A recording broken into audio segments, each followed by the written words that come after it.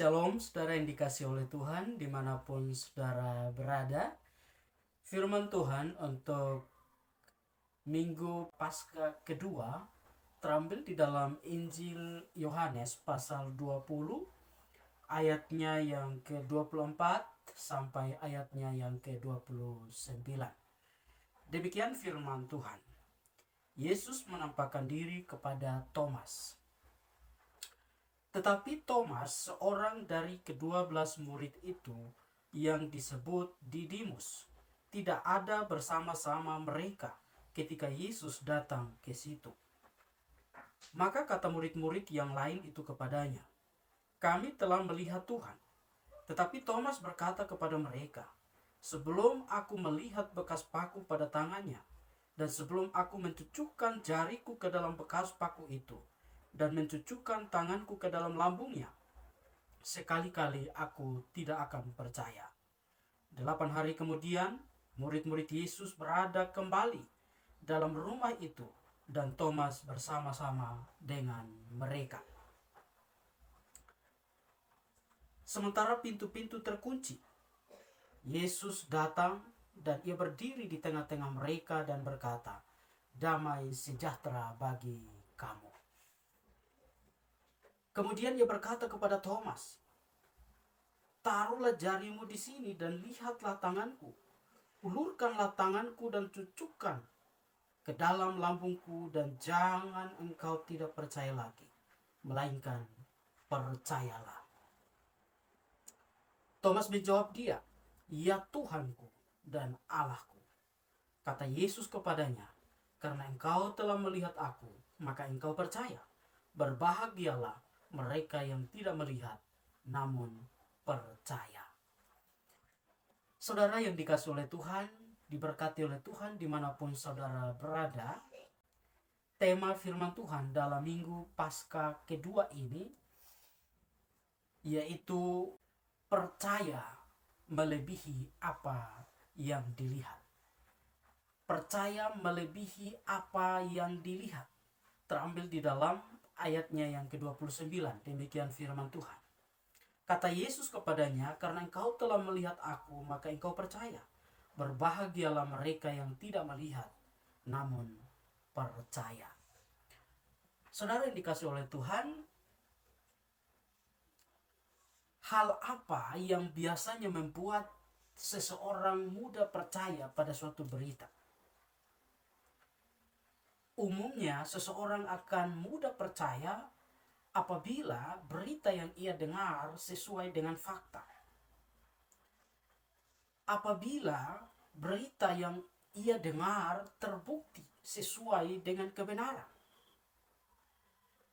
Apabila berita yang diterima itu masuk akal atau masuk dalam logika kita, maka kita akan mudah untuk percaya. Selanjutnya, ketika kita menyaksikan sendiri atau melihat sendiri suatu peristiwa, mungkin kita akan percaya. Tetapi saudara yang dikasih oleh Tuhan, dalam hal iman kita kepada Tuhan, ternyata tidak demikian. Dalam hal iman kita kepada Tuhan, kita harus percaya walaupun belum melihat. Mengapa? Karena iman itu di atas atau melampaui akal kita.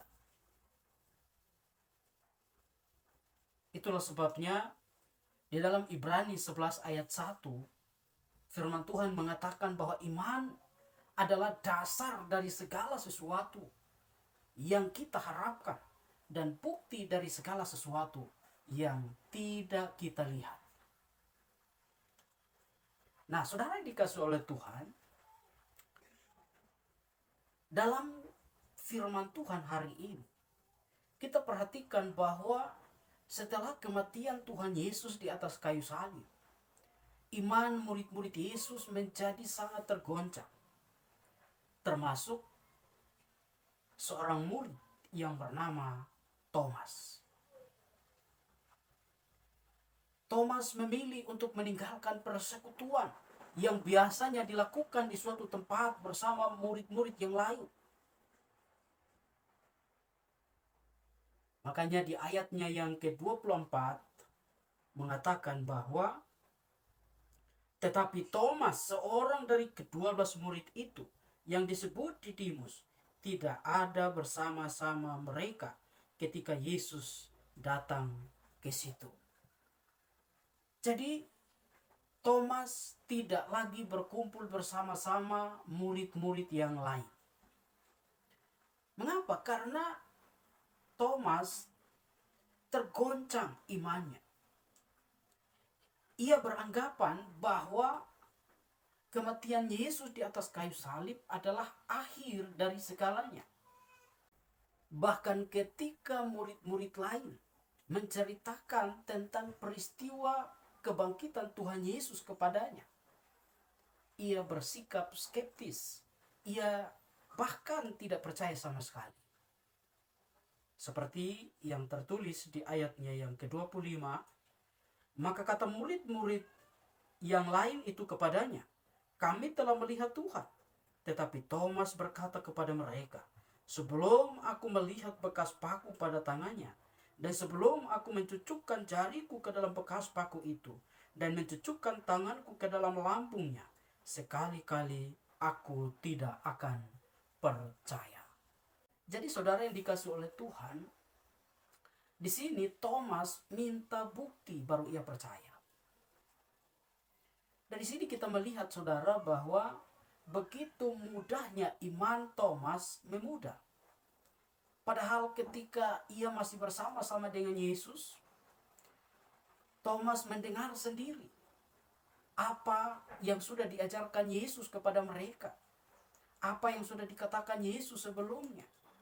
Misalnya di dalam Markus pasal 9 ayat 31, di sana firman Tuhan berkata, sebab ia sedang mengajar murid-muridnya, ia berkata kepada mereka, anak manusia akan diserahkan ke dalam tangan manusia, dan mereka akan membunuh dia, dan 3 hari sesudah ia dibunuh, ia akan bangkit. Jadi saudara, di sini jelas bahwa sebelumnya Yesus sudah memberitahu mereka tentang apa yang kemudian akan dialami oleh Yesus. Tetapi ternyata di sini Thomas tidak ingat sama sekali. Saudara yang dikasihi oleh Tuhan, apa yang menyebabkan Thomas menjadi tidak percaya atau ragu-ragu?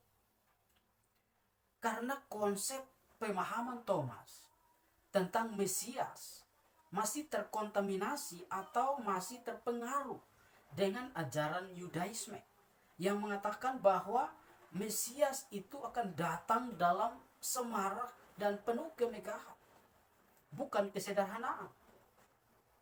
Sementara kita melihat bahwa Tuhan Yesus datang sebagai hamba yang sederhana dan malah menderita bahkan mati secara memalukan di atas kayu salib. Jadi saudara yang dikasihi oleh Tuhan, ternyata 3,5 tahun Thomas bersama-sama dengan Yesus tidak cukup untuk mengenal Yesus dengan benar.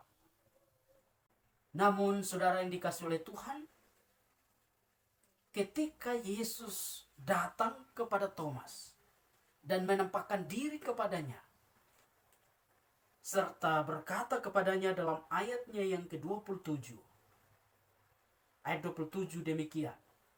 Kemudian ia berkata kepada Thomas, maksudnya adalah Yesus berkata kepada Thomas, taruhlah jarimu di sini dan lihatlah tanganku, ulurkanlah tanganmu dan cucukkan ke dalam lambungku, dan jangan engkau tidak percaya lagi, melainkan percayalah. Jadi saudara, ketika Yesus datang dan menampakkan diri secara langsung kepada Thomas, disitulah baru Thomas percaya. Setelah Thomas percaya, baru Thomas mengaku. Thomas mengatakan, ya Tuhanku dan Allahku. Saudara yang dikasihi oleh Tuhan, dari kisah firman Tuhan hari ini, apa yang mau kita pelajari? Kita harus belajar dari firman Tuhan ini untuk menguatkan iman percaya kita, sehingga kita tidak mudah tergoncang, kita tidak mudah untuk ragu-ragu, tetapi kita punya iman yang kuat kepada Tuhan dalam segala hal.